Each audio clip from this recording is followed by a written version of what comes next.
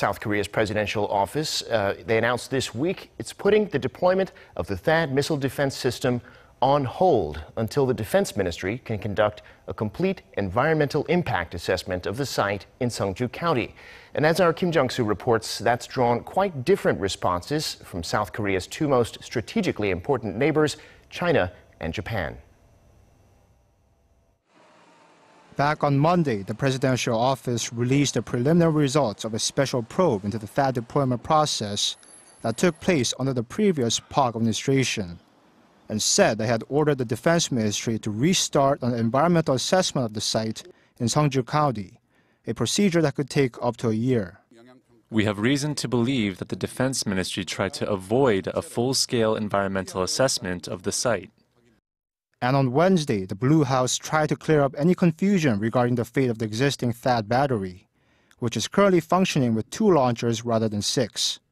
It said the existing battery will stay as it is, but also said the 4 additional THAAD launchers will be deployed in Seongju once the environmental assessment is complete. Since then, various Chinese media outlets have shown a keen interest in the case and have commented that the Moon administration's latest actions reveal how it is highly conscious of both China and the U.S. For instance, China's state-owned newspaper, the Global Times, said on Thursday that the Moon administration's decision to temporarily postpone the full deployment of the battery will help improve relations between South Korea and China for the time being. However, it also pointed out that the very presence of THAAD on the Korean peninsula must be, quote, solved for relations between the two countries to fully recover.